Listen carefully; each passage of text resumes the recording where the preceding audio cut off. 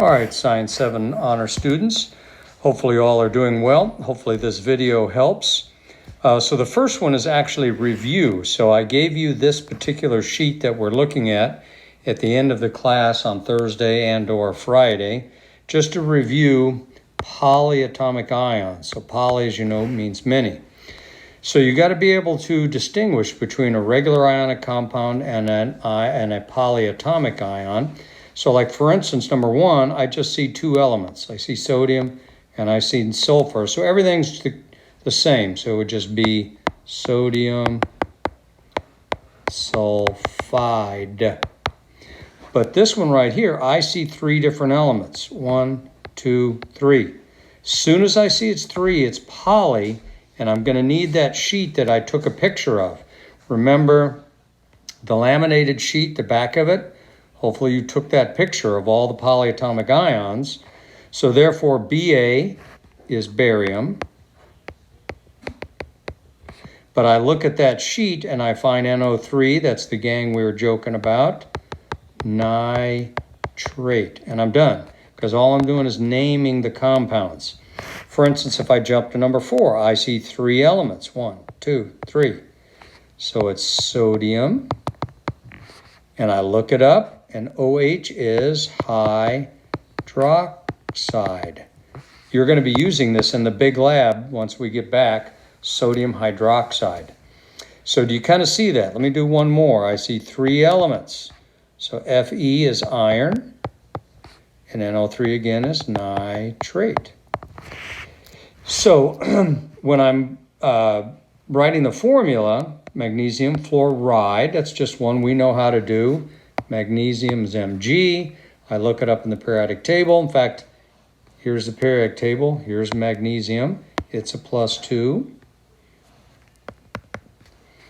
Fluoride is an F. Fluorine, there it is right there. It's a -1. So we know how to do these. Oops, -2, -1. They don't cancel out. I just cross the numbers MgF2 because I don't write the 1. But let's say I'll do the last one. And it says cobalt chlorate. As soon as I see an 8, that's polyatomic. Here's one here. This also is polyatomic when you have a weird name like that. Don't worry, you'll find those on that sheet you took a picture of. So in this case, cobalt's big C, little o. Its charge is a +3. I look up, chlorate is ClO3. That's the whole polyatomic ion with its charge of -1. It does not cancel, so I've got to get this 3 over here. The 1 I don't have to worry about, so I put parentheses, then the 3. So hopefully you've already done all these, and you can send it to me if you want me to check it. If you have any questions, I'll be glad to answer those.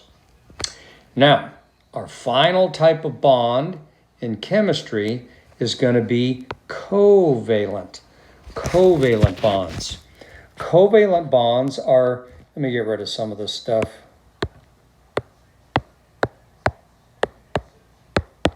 Okay.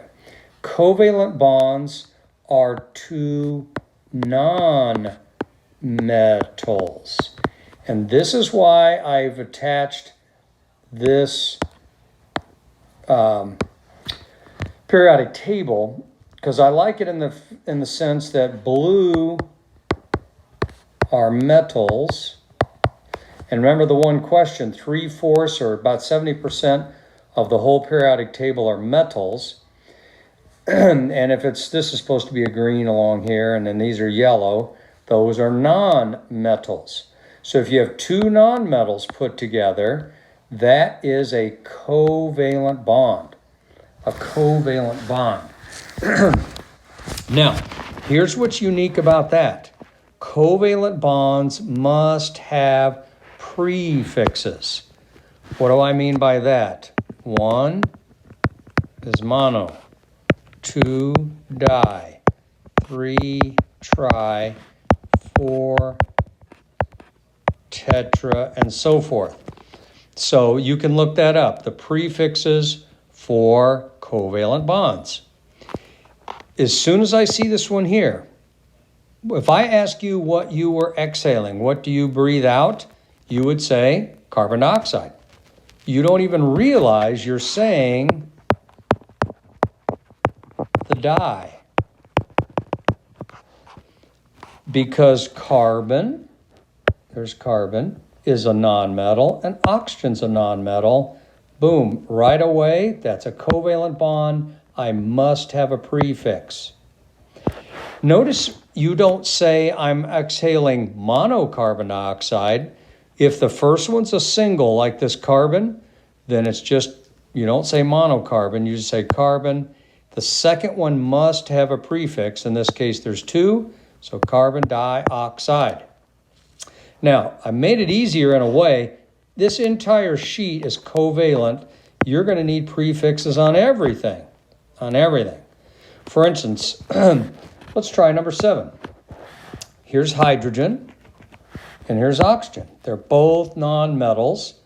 You're going to need a prefix. This time we have how many hydrogens? 2.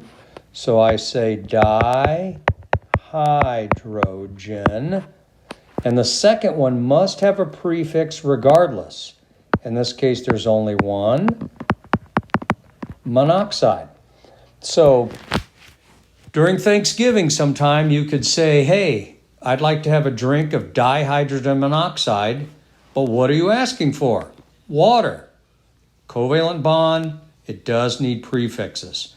Later on, I'll explain why it's H2O, but we won't worry about that right now. And then let me clean this up a little bit. That's good enough. Now, when I'm naming them, so by the way, skip number 10. So let's take number 9, let's say. Simply do what it says. Don't worry about looking it up and seeing what the charges are. Stay with me here. So carbon is C, chloride is Cl. But we have how many chlorines? Penta. Hopefully you know the Pentagon in Washington, D.C. is a 5-sided building. So my 5's got to go here. The subscript goes for what's in front of it. So I don't put anything after the carbon because there's just one. So that's how I'd write it, CCl5. Hopefully that makes a little bit of sense. All I want you to do is try. Try. I don't care if you get a bunch wrong. We're working through this. It will be okay. You're working through covalent bonds. I may even put an extra video on there for you to check out. And what I have also put on there is another practice sheet. So this is on my Canvas page, on documents. This is on my Canvas page. Just did a few of them. This is even on the Canvas page. I know I'm writing all over it. But I've added another one where I've mixed everything together for your enjoyment. You don't know if it's ionic, polyatomic, or covalent, because you're going to have to do all this when we get to the big lab where we're mixing all the chemicals. So I want you to work through that too. You're probably going to have some questions, but don't sweat it. Again, all you're doing is trying. It does not have to be right. You're just trying it. So I hope you're hearing me. So finally, your e-learning is finish up the polyatomic sheet, try the covalent bond sheet, try the mix practice, the one that includes all 3, and you can work on your element research. That's where you're doing research on an element that you chose. So if you have any questions, let me know, and have a great day.